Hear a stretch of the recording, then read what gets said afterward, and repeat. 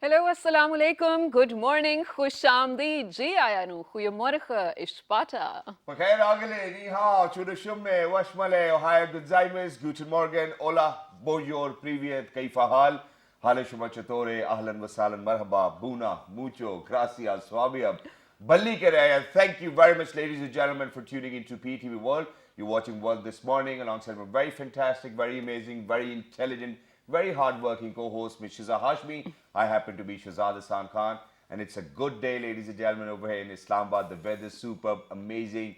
I feel on top of my energy levels as well. And for everybody who's out there, we hope and pray that you guys are doing wonderfully well and that you're ready to kickstart your day with us. Hello, Shiza. How are you doing today? I'm doing great. Thank you so much for asking. And I have to mention one thing over here. So just before the show, I'm looking at Shazad and I'm like, आज इसकी energy compromised है. I really have to pull this through because, and this is my second or third cup of coffee because I really thought maybe he's not in his element. Wow. But ladies and gentlemen, this is Shazad Khan, always ready for everything. Thank you very much for saying that. And you know what? I think I have this hack and I'm going to share it with people as well, everybody who's out there. So, ladies and gentlemen, what I do is when I know that I actually have to perform, so an hour before that, I just kind of taper my energy down. So I'm just going to relax. Oh, that's what you were not doing. kind of say it out loud and just be in my, kind of constant thought process that, okay, this is what we're going to talk about. And as soon as there's a red light on top of the camera, here I am and here we are as well. So we hope that everybody out there is doing wonderfully well and that you're protecting your loved ones, taking them through the vaccination centers as well and kind of getting them vaccinated. Over here at PTV World or PTV, ladies and gentlemen, everybody was supposed to get vaccinated.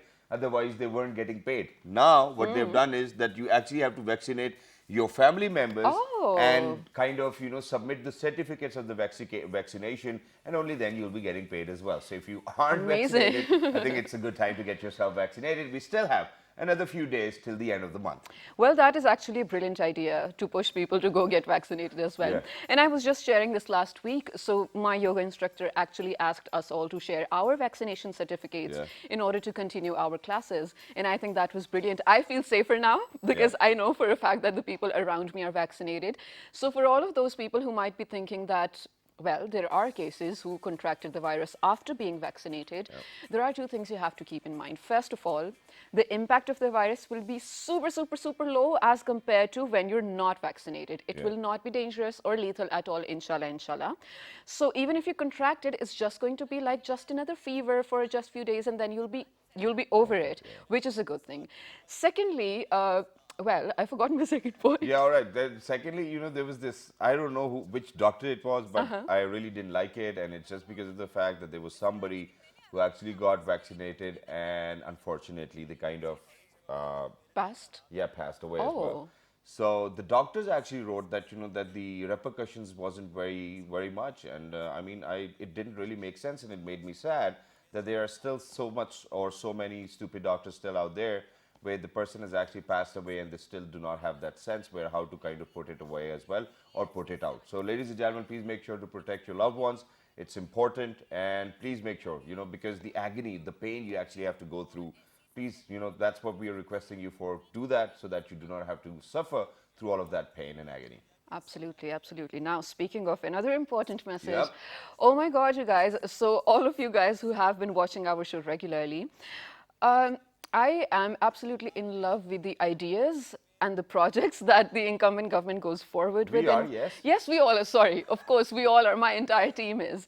But I feel like this one particular thing, we have spoken about it so many times. So this was last year when Panaga opened in Islamabad and some parts of Rawalpindi as well. And we had the MD Betul Mal come over on the show as well. He spoke about the standards that he's setting and everything. The good news is, under this ESAS program, ladies and gentlemen, now this Panaga system, which comes under the Koi Bhuka Na Soy program, by the way, is being expanded to 3 more cities all over the country and will go on to do so as well. But right now, one of those cities includes Multan, among Gujranwala and Lahore. But the happy part, of course, this is absolutely amazing. But while I was reading about it, Shazad, one thing that really, really caught my heart was that Imran Khan Sab realized that that if you give something to the poor, I mean, for all the people who will be coming to the Panaga to have food and everything, they definitely belong to, they're either homeless or belong to downward segment of the Yeah. society. So they will never complain of the kind of food they're getting or the quality of the Food. living area or Yeah. the food, of course, that they're getting. So he particularly mentioned to the team that make sure the standard of the food is something that, well, normally we would eat, so that they don't even have to complain in the first place. And this is, well, this is a welfare society, Exactly. isn't it? Obviously, I absolutely love it. this is that image of Riyasat-e-Madina, ladies and gentlemen, which we have been talking about. Our premier have been talking about as well, and the leadership has been talking about. And I think that he's following the right footsteps as well. And not just that, it happened actually on the 20th of August, 2021 as well. So, Yes. moving on, I think that the best part was that when a SaaS program was launched, Prime Minister Imran Khan actually had a surprise visit to one of the places Yes. where he had food with people who were staying over there as well. So great initiative. I think a big round of applause for the Yes, entire leadership of definitely. PTI as well. But now coming down to where we often talk about how to actually educate our future generations, And and Imran Khan, actually, when we talk about the 22 million out of school children, 2.2, yeah, sorry, yes. yeah. And this is what, when he came into, and the manifesto of PTI actually included this when the election campaigns was going on as well. And I feel like he is still looking onto it. Exactly. The single national curriculum was actually implemented as well a few days ago, and I think that it's a great omen. We have talked about it. A lot of people who have actually played a very pivotal role. For example, our religious scholar, Sandhu Saab, Sandhu Saab. of Sandhu Saab has played a course. very pivotal role in it as well. So we're going to talk about it. But now, ladies and gentlemen, obviously with artificial intelligence and so many other newer technologies coming in, the actual persona of the education is actually changing, or the actual dimensions of education are changing as well. So, how are we moving from e-learning to digital learning is something we'll be talking about today, and how to incorporate that within our single national curriculum. That's something we'll be talking about. But for a better understanding, we have this small video to share. Go ahead, take a look, and once you guys will come back, we will be in conversation with somebody who kind of understands it better than us. Let's do this. Good morning. The first step in the content digitization pipeline is to do a thorough analysis of the existing content. Then, content specialists put together a plan that outlines the specific content that will be digitized, the templates it will use, and any additional assets that need to be created. Once the planning document has been put together, it goes to the content developers for digitization. The content developers are mindful of the learning objectives, target age, and meaningful interactivity for each material. Once the content has been created, it is then published onto the platform where learning outcomes are mapped to each learning material and lesson plan. Once your content has been brought onto the platform, it's time to deliver that content to students. The Kids Loop platform has 3 modules through which content can be delivered. Those modules are Study, Class, and Live. The Study module allows teachers to schedule homework for students to supplement the learning they are doing in class. Students can carry out digital homework using the Kids Loop app, or do non-digital homework and then upload it to the platform to be assessed by the teacher. The Class module allows teachers to take advantage of blended learning strategies in the classroom through utilizing smart screens or tablets to carry out collaborative and group assignments. Kids Loop Live module takes interactivity to the next level by allowing teachers to pass controls to the students and get them directly involved in the lesson. Teachers can then observe students and provide feedback as the lesson progresses. This increased level of interactivity increases engagement, ensuring that learning outcomes are achieved during live lessons. During each of these modules, interaction data is recorded for future analysis. This gives us valuable insights into student engagement and performance and helps us to determine which content fits each student best. After the completion of any of these modules, an assessment will be automatically generated. Assessments allow the teacher to see the results of the activities as well as fill out the learning outcome summary and mark which learning outcomes students satisfied. After an assessment has been saved and submitted, it will automatically generate a report. I mean, I like it, to be very honest, Interesting. and we really need to be progressive in our thought processes as well and in our learning. But as a matter of fact, over here, people wouldn't pay 1,500 rupees for their Netflix subscription and ask for passwords for somebody else, but rather pay thousands of rupees to kind of get this kind of learning, that too on their television screens or laptop screens. But how is it going to work is something we will be talking about, ladies and gentlemen. We're lucky that we've actually been joined by an ed tech analyst. He actually happens to be Miss Anza Saqib. Hello, assalamu alaikum, good morning, welcome back. Hi, thank you so much. I love the energy this morning. Thank you very much for joining us. Wonderful to always. have you. So let's first of all draw the line in between digital learning and e-learning. So e-learning obviously over the internet, but when we talk about digital learning, don't you think that we require internet for that too? We do require internet at points in time, but not necessarily, because there's a lot of learning that can happen online as well, offline as well. So what happens is that when you talk about e-learning, or let's say like m-learning, mobile-based learning, that basically involves all your video lectures or any PDFs, PowerPoint presentations, slides. So that's very linear, because you know, it could just be, I mean, I really appreciate the initiative Teleschool, but what happens is that usually involves lectures being delivered, and that's one way communication. So it's not interactive. Yeah. So online learning e-learning is not interactive? It's not interactive, because that's your e-learning and online learning. Got it. So that is basically all your video lectures and whatnot. Now what happens with digital learning is that it's more interactive, it's activity based, there are assessments, there's you know, it's effective communication, because it's not just that the instructor is teaching, but also how well the learner has learnt, their feedback, their assessments, any tests that they've taken, whether or not they've grasped the concept. Okay, So makes sense. what's important is that there's three main areas where you need to work on. So one is your content, like you saw with the portal, Kids Loop, they're doing an amazing job. So content is what's important. So content that can be great content, whether it's in English, Urdu, whether it's in line with for that, sir. Islamiyat, we've been digitizing a lot of that content as well. So anything that's in line with religious content, then it could be any regional languages. So the importance of teaching kids great content, which makes it fun and interactive for them to learn. So they're not just reading off a book or looking at a picture of an apple, but interacting with the apple, looking at how red it is, how sweet it tastes, so on and so forth. Really? Yeah. And then how can you check whether an apple is sweet or not over digital learning? So how you do that is you try and tell the kids about, so that's where you create that whole journey. So That you know, you interactive show them process. the picture, you tell them, and then you give Go them get an apple from the activities. fridge, Yeah, yeah. we've seen teachers do that. Okay. Grab an apple, and they've been doing this over Zoom and platforms like Kids Loop. So there's built-in online virtual classes. And then so I was coming back to the part where I said content is really, really important. So it needs to be engaging.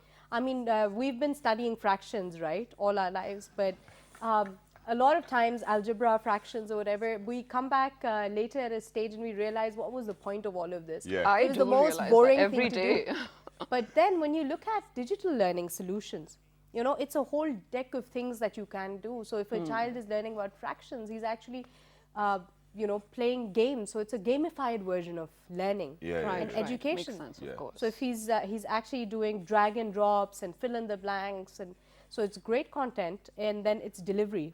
So that's what's important. So great content anywhere, anytime, any place, whether he's sitting at home, whether he's going to school, or you know, that also about delivery. Yeah, sorry, you have But a question. that's great. But since you did mention one of the portals, Kids Loop, was it? I think the video also belonged to it. Yeah. I want you to tell me how that's different from, you did talk about Teleschool, or you did talk about, I mean, we are talking about Talimabad. There is among so many others, So if you're talking about the, you know, out-of-school children of Pakistan, who first of all belong to the segments of the society who cannot afford a gadget, and there's one mobile phone per house, you know what I mean? In a huge family, there's only one phone or something, and I don't think anyone gets their turn on it as well. Absolutely. So how is that serving the out-of-school children? So let's break down this question into a few parts. First, you Yes. spoke about the fact that you know, what the other Pakistan-based edtech companies are yes. doing. Yeah. That's all e-learning, because when you watch, like showing kids a nursery rhyme and, you know, singing along is different. It's not actually figuring kind out of trying to whether or not, memorize them, yeah. Yeah, trying to rote learn, memorize. So that's e-learning again, you know, Okay. showing a video lecture. So if we're talking about something today and the audience is watching, they'll probably pick up on bits and pieces. True. But we will never know whether or not the message was conveyed till we test them, assess them. Or till the time they write us back. Yeah, till they study, Yeah. right? So we don't know if they grasp the concept. So that's one way that Kids Loop is doing some fantastic work. Okay. Then it's also about data. Now you have to understand that data is the new oil and gold, they say. Yeah. What happens with learning is, one thing that unfortunately we went wrong with as a system, you mentioned public schools as well, is that we wanted to produce cogs in a machine. So we think that each child learns the same way. They don't. Every child is different. Now what happens with digital solutions is that since the Kids Loop as well as an AI-based solution, what happens is that every move that the child makes, whether it's when they're doing drag and drop, and if they're drawing the cursor to the wrong answer first and then taking it to the right answer, that data is recorded into the system. All right. And So then the when patterns are being recorded. Patterns are being recorded, your answers are being recorded, everything. So there's a lot of data that is collected. And that data, without any human bias or error, gives you the true depiction of the child's learning. So imagine a teacher that's checking 50 copies a day. Right? And then often we hear parents, whether it's private schools or public schools, this teacher was very unfair to my child, he deserved a better grade. So this is eradicating that human bias, human errors, everything. And, that's one of the areas. And not just that, I think that, that the teachers would actually be able to figure out why the kid is actually doing this as well. For example, taking the cursor to another place, I mean, however he remembers it or she remembers it as well.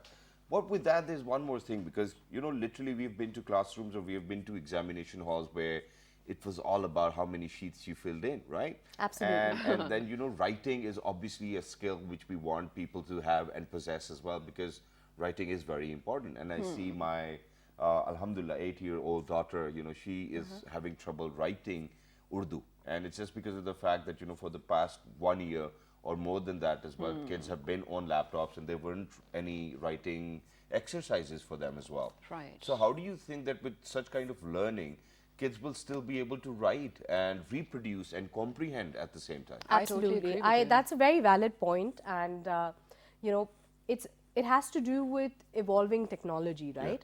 So with this portal in particular, it's not like the kid will stop writing. There will be activities, they will be uploading their assignments, and now with the mouse as well, we've seen kids literally learning tracing better online rather than how they would do with conventional pen and paper or pen and crayons.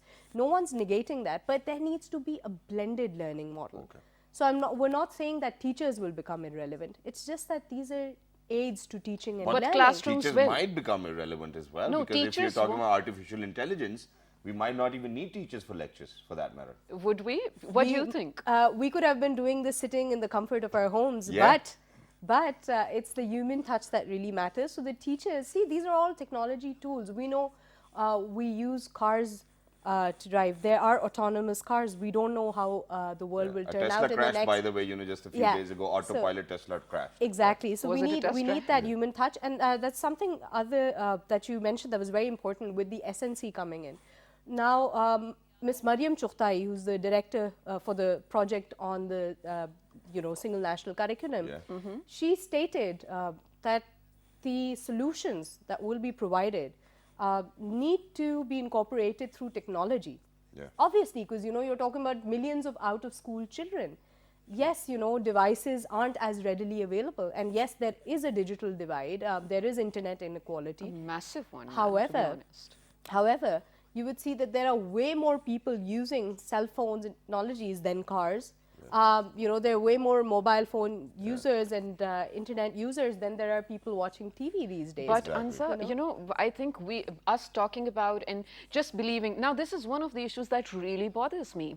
The government or the authorities or the organizations who do give out the stats of XYZ number of people using gadgets or mobile phones or 3G for that matter, those people will never use their ample time or their 3G to actually open an app for education, you know what I mean? Absolutely. And those people are not students or children. Those people are, elderly. And I'm not going to categorize them. There's just so much coming to my mind. I understand. They're old school.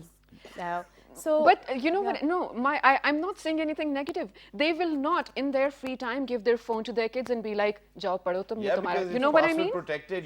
They do not want their But wives to check their phones. of Yeah. course, I so understand. that's my but, issue with it. I understand, which is why we are also in talks with a lot of data and cellular companies. Yep. Also in talks with manufacturers to launch and inshallah soon very, very affordable devices Brilliant. at installment plans. And see, this is an investment for children. Even if you talk course. about public schools, for example, a lot of these cellular networks, you can subscribe to watching YouTube, 5 GBs of YouTube for 50 rupees. Yeah. Why not give special education packages where, these portals are made for free? Give them data packets, 10 rupees Yeah. a month. And that's what we owe our future generations. And the other thing is, sorry, I'm just going to Yeah, add sure. here Yes, please. that with regards to these devices, what happens is that, eventually children will have to adapt to them. These days, if you need to stay at par with the world, you need to function a certain way. If you don't know coding in the next 10 years, you'll be obsolete. If you don't know how to use a cell phone, Should I And learn this is coding? something which I was talking about with a friend as well, that we really need to get into e-commerce and Google ads, and we need to learn about it. And we're Right. talking about the courses which are available for all of us out there as well. But ladies and gentlemen, almost 180 million cell phone connections or SIMs have been sold out by these networks as well. So imagine that there's a lot of potential within this as well, and we want people to learn this way, where you know that the kid's not going to go to school and he or she's actually going to be home just around you. I love having my kids at home as well. I just enjoy it the most as well. see, and then the other thing is you need to have the public sector invest in these things. So we see all these federal government schools and model schools and this and that with huge infrastructures. Yeah, yeah. What But are those empty, class? empty. They're empty. They're empty because, and these days, especially with the pandemic, we need to realize, may Allah bless us all with good health and we maybe get rid of the pandemic. But the truth is, it's not going away anytime soon. Of course. And we need to accept the reality. We need to move towards digital solutions. Did you get yourself vaccinated? I did, of course. Wonderful. That's what we like. Brilliant. Anza, thank you so much for being here. Your insight is always really valuable. And of course, I think we did finally learn the difference between e-learning E-learning, and digital digital learning. But you know what really, again, makes my heart happy? I don't know, a lot of things immediately make my heart happy. But imagine if you're talking about digital learning and if you're talking about such classrooms where, well, children are learning at their own pace, where you mentioned, there's a proper record of how fast a kid can go. It makes my heart happy to think that it's also going to be inclusive. So there's going to be no judgment in terms of, imagine a classroom where so many different students come from. Maybe someone has an issue with diabetes, maybe someone belongs to the autism spectrum disorder, or maybe someone is just visually impaired, or Down syndrome, yeah, it's so many. I mean, of course, we're leaving out so many just for the sake of minimizing it to just some. But point being, it's going to be inclusive as a society, inshallah. And this is something I'm looking forward to. And it makes I me feel happy as like, well. I know, absolutely, it just brightens my heart.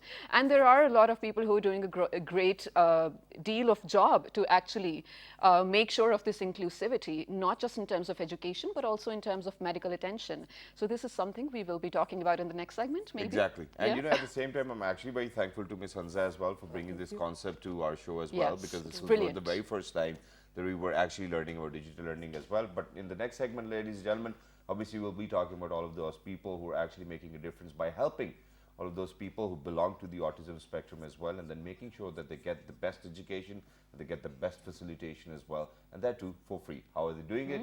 That's something which we'll be talking about. Don't go anywhere. We'll be right back after the short A break. Stay tuned. Good morning. morning.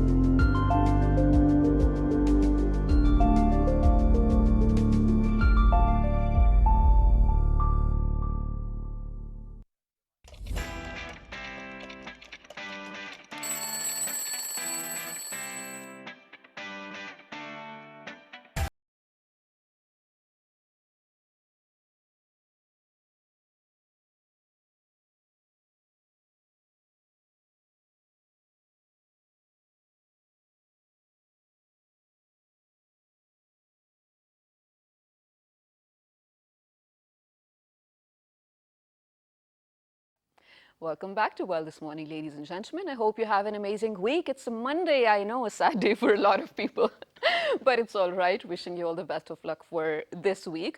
This is Shazad Khan, again, my co-host, and, well, the person who actually drives the energy factor of the show as well. Thank you very much. All right, so in this segment, if you were not watching the previous one, let me recap. We are going to be talking about how to actually make an inclusive society in terms of providing all the facilities for people living with different or special needs. Definitely, we are talking about that. But to begin with, when we talk about the autism spectrum disorder, this actually engulfs or actually includes a lot of different conditions that people live with that can be emotional. I mean, they can actually bring a lot of changes in your emotions, behavior, and your psychosocial understanding of your society as well. And it actually can start from if you're a child, if you're a grown up, anything and everything. We have a detailed report on that to make you understand what ASD includes. We will get to it.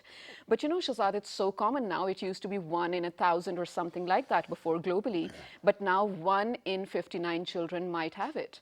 And that is just so insane. I mean, with time, it keeps sort of increasing as well. I feel like there are so many factors to it, definitely. Exactly. And you know, there's obviously genetic factors as well, and there are environmental factors as well. But the sad part is that, you know, when your kids are like literally kids, you know, newly born, you know, you cannot actually figure it out whether, God forbid, they are autistic or not. And, you know, it takes time for parents to kind of get to that point. Then they are in that denial phase as well. And then it's already too late. So we are over here. We'll be talking about all of those facilities which are available for people from the ASD as well.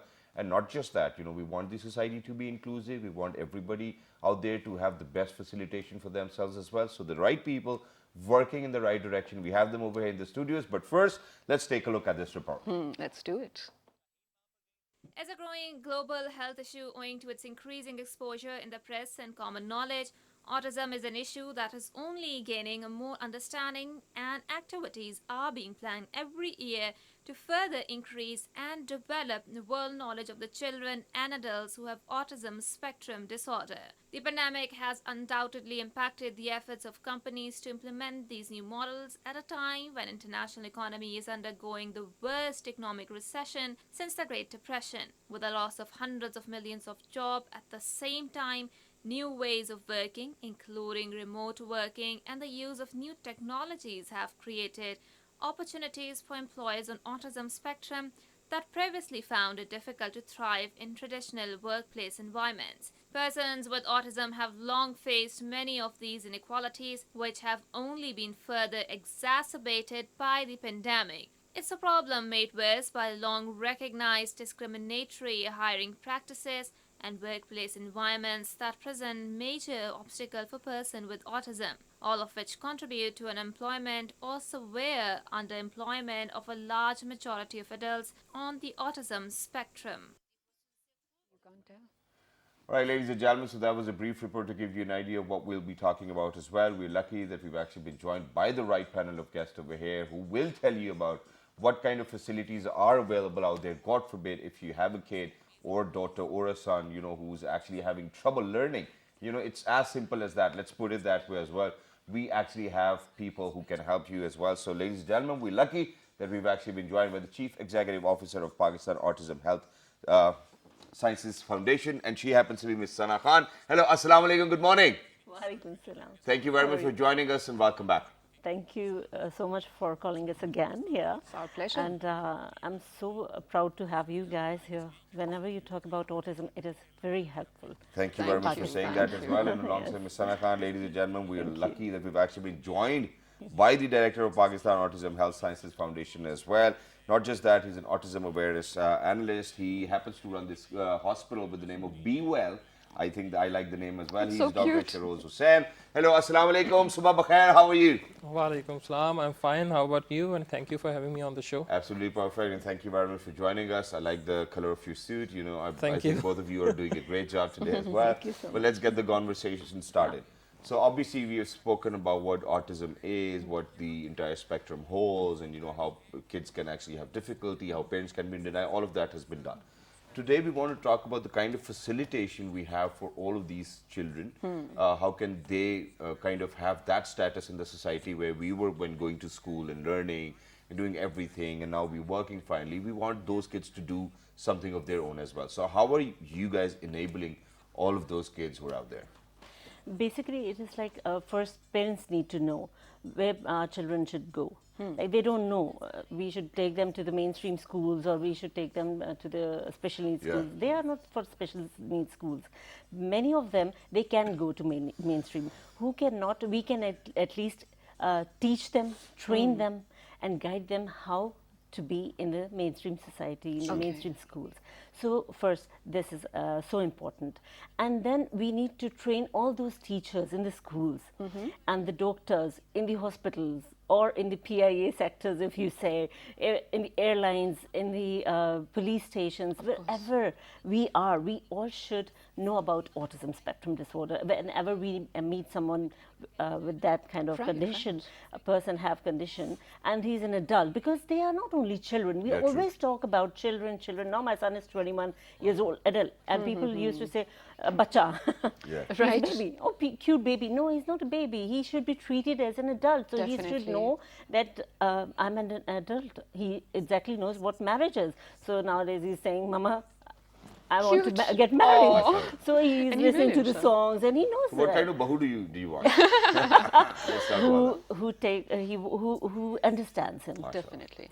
by heart. that. That's And so you know, sweet. there's this one more amazing part over here as well, because we've recently had a drama serial. It was a big hit as well. Which one? Bhola, you know, and you know, it actually broke all records of viewership as well.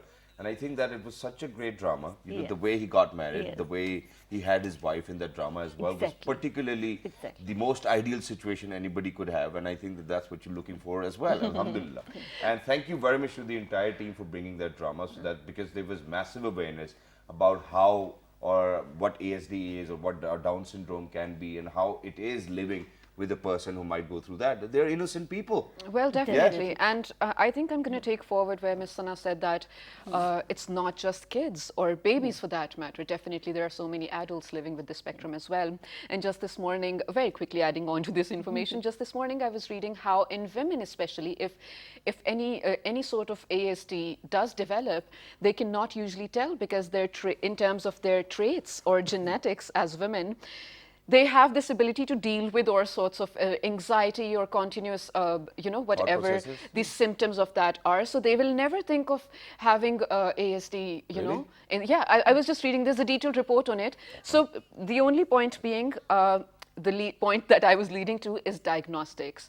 And moving on to you, Dr. Sharoz, are you providing any sort of such facility where actually students or anyone, you know, from this age to this can come and check if they have this? Exactly. What the plan that we have initiated currently under the umbrella of our Be Well Hospital is that we want to encourage people, encourage parents for kids, and encourage adults. Like Madam said that these are not, they don't stay kids always.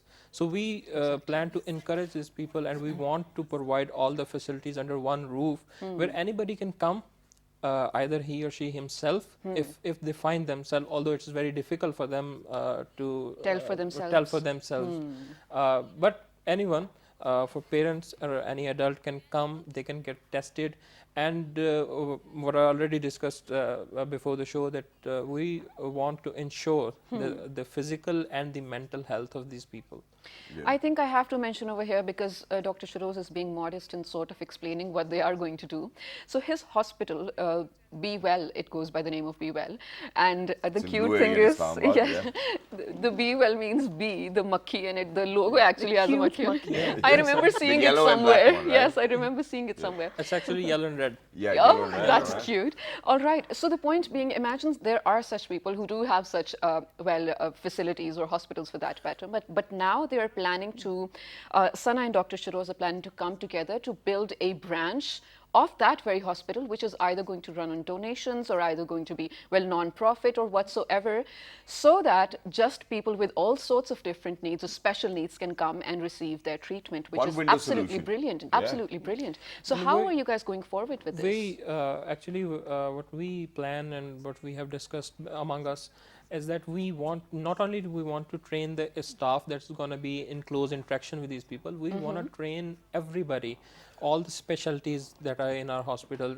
They either could be dental surgeons, either they could be ophthalmologists, they could be pediatricians. We want to train them that if such a patient comes to you, I'm sorry, it's not a correct term for this patient. If such person with such condition come to them, they know how to treat, how to handle these kind of conditions.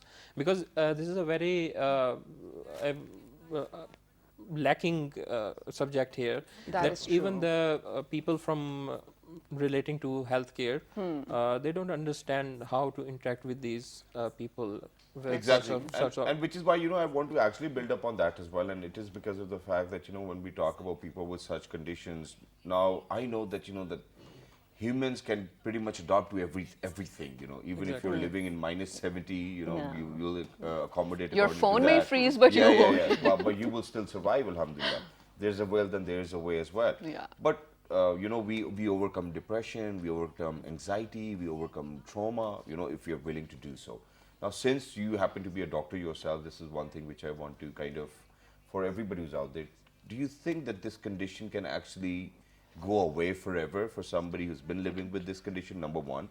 Number two, how do we kind of give them that environment where we know that, okay, they're going to be protected in it, they're going to be safe in it as well? It's just like, when we have our kids kind of roaming around all over the place, we put those safety plugs inside our sockets so that they do not kind of poke their finger in it, right? So we need to give them that environment. So where are we on those terms as well? And can we get rid of this genetic disorder? Well, in fact, obviously, if it is a genetic disorder, it's hard to get away with it. But if it is an environmental factor, we can certainly get rid of that. Is it actually curable? I wish I could help change the perspective. Okay. Why can't, in our mind as a community, why can't we deal with the situation that there is no disorder in it? Wonderful. Actually, what I want to emphasize on, that why can't we accept these people as normal individuals? Yeah, they true. just have one thing different from other people. And we can't even tell that usually. yeah, exactly. Right. With proper training, with proper monitoring, with proper help, these individuals can become a productive part of the society. So Definitely. why don't we let them be? Why do we continue to see them as people with these disorders? All right. Or special We need needs. to change the terms, we need to change our minds, we need to I change was our about to say perspective. that, why do we call it ASD anyways then? Yeah. As you very well said, that humans are capable for evolving, and we have been evolving for thousands of years. We are not cavemen anymore. We don't need the physical strength. Everybody doesn't need to. I don't need the strength of the farmer. My grandfather was a farmer, but I don't need that physical strength anymore. Yeah, not Yeah. anymore. So there are different branches of the society, and in various branches these people could fit perfectly, they can work perfectly, they can, after proper training and after incorporating certain ideas, certain systems in normal even in our public schools, these kids can attend those normal schools. I 100% agree with you, but I have And to I mention- think that I'm going to add on over here. I'm sorry, but I'm just only going to add, and Okay. it's because of the fact that I think that they're the best form of humans. And it is because of the fact, ladies and gentlemen, Beautiful one. that whoever I've actually come across with ASD as of now, that's what we're talking about. They're truthful, they're honest, they're going to say everything to your face, they're going to tell them how they feel, they're not going to hide back, they're not going to kind of, be in a laid back position where he or she will be like, okay, you know what, I'm not going to tell you what it is. I think that they're the purest form of humans, ladies and gentlemen. You'll absolutely fall in love whenever you go to see them.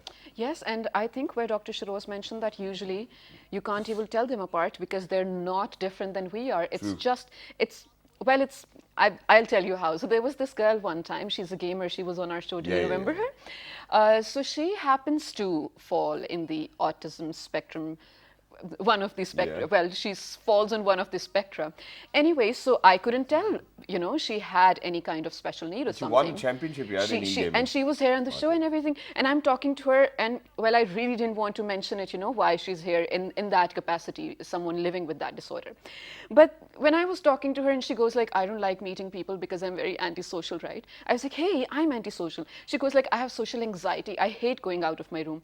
I was like, I do too. And then we sort of, started talking about how it is for her to go in public, and I realized We are the same people. And how simple is that? I mean, if we, I And absolutely. everybody goes through these feelings, yeah. You know, there are days Right. when you feel antisocial, and then there are days when you feel very social as well. Exactly. So I absolutely love Dr. Shroz where you did bring us, this thing to light as well, that all of us are the same, we are not different. But now coming on to you, Sana, you guys are collaborating now. Can you let us know what the next project is or something that you guys are already working on so that, well, there's good news to us. And how are you going about it? Yeah. Yeah. Good news for me as well. Yes, Thanks go to on. him. And when first I met him, I was like thinking I will tell him everything from A to Z, and he knew already a lot about it. So for me, even it was like I was so happy that he already knew about it, and now my work will be easy. You know. Nice. So the time will be, the time span will be short. Right. For start something good. So You didn't now have we to start from scratch with him. no, You're of right. course. So we are actually now trying to collaborate with Council of Islamic Ideology as well, and Dr. Qibla Ayaz. He's such a nice person, and he knew about it as well. And he said, no, we should work on it. So what should we work about? It is about law in Pakistan, to create a law that they should go to every school and they should not be thrown out of the school. Brilliant, brilliant. So hopefully, inshallah, they will talk to the HEC, which they have told me. So he's also like thinking about it, on which perspective we should come to. Now, especially like you told me about Bhola. Yeah. Bhola came to my house. Oh, Wow, wonderful. wow. He called me I and think he I saw said, Imran's picture at your house as well. yes. So he came to my house and he said, I just know that I've spent that one life in drama. Yeah. You see, so how I can't just imagine that Muhammad have like he have spent his he was like 20 years. Okay. So he said 20 years of his life in this spectrum. So he said, I want to meet Muhammad. I want to see my original form of Bola. So he sweet. came and he was so happy, and Muhammad was so happy. Imran, Did your son watch the show already? Yes. He must be And so he happy. said, oh my God, Imran, Oh, and he so was so sweet. happy. Mashallah. Like they exactly know. And when we talk about them, they exactly know. Absolutely, but sorry, Shazad, I'm cutting you here. But you know, where you mentioned that now you guys are trying to make sure that you incorporate it in the education system as well. But this is where the training part comes in. I know you did speak about it, but how will you do that? Because one of my friends was a teacher at a Montessori in a very well-known school over here, and she used to, tell us that there is this one autistic child in my class, and by child I mean, in a nursery or a play group, how young can you be, right? And she goes like, that child actually has outbreaks of anger or tantrums for that matter, and I have to look after him pay full attention to them and leave the other ones behind. So at that moment, she was like, maybe I'm going to talk to the parents and tell them, please take the child to another school or something. And I was like, I wish I could help you, but I don't think that's the answer. So how do you train each and every one in all the practitioners in this system? So I'm going to add to that as well, because where we say that, who's a healthy being, we talk about their physical, mental, emotional, and spiritual well-being as well. So, and when we talk about ऐसे तो कोई healthy नहीं है. whenever we talk about collective approach, obviously we need to kind of think about all of these 4 characteristics. So, at Be Well, when we're talking about a hospital, we're talking about education as well. Are we even talking about spiritual health over there? Yes, it's really important. It's today now the modern science, modern medical science believes in holistic approach. So it's mind, body, and soul. Mind, body, and soul. So spiritual side is a very important side, and we, what I originally told you, that we want that every aspect of their life is taken care of. Yeah. Definitely. Mental, social, physical, and spiritual. So, wow, that's wonderful. And, we'll always be there to, inshallah, make sure that, that we reach out to the masses as well and spread your message of peace and love and Thank you so tranquility, because you guys are doing a wonderful job. Thank you very much, Ms. Sana, for being with us. Thank you very much, Dr. Shiroz, for being with us. It was lovely to have you over here on the show. And may Allah be with all of us. Ameen. Absolutely. Best of luck For everybody who's all the out there, future ladies and endeavors. gentlemen, it's always very important to wish birthdays to the kids who are out there as well. So we actually have a birthday wish to make. Yes. And she's just going to sing the birthday song. So let's Of do course, because Shazad pays me to do that. Well, Ali Khan happens to have his birthday today. Such a sweet, sweet child. Aw. I think we do this for their parents because he might not even know that. But that's sweet. He'll have a memory yes, now. Ali Khan, happy Hatch Day to you, baby. And wherever you may probably be, and all of those people who are actually celebrating their birthdays today, may you have a great year ahead and a great life ahead as well. So let's listen to the song. Happy birthday to you. May you have many more. Mera putter. Yes, let's do that. So enjoy yourselves, ladies and gentlemen. Please make sure to remember us all in your prayers. Make sure to write to us on our Facebook page, which is with the name of World This Morning. On Twitter. World This Morning without a G. On Instagram. World This Morning, PTV World. Yes, and the fabulous repeat is going to be at 5 past midnight. Till the next time, look after yourselves. Make sure that you spread good news all around you as well, and you will definitely get it back. Definitely. Good morning. 1, 2, 3. Good morning. Take care. Thank you.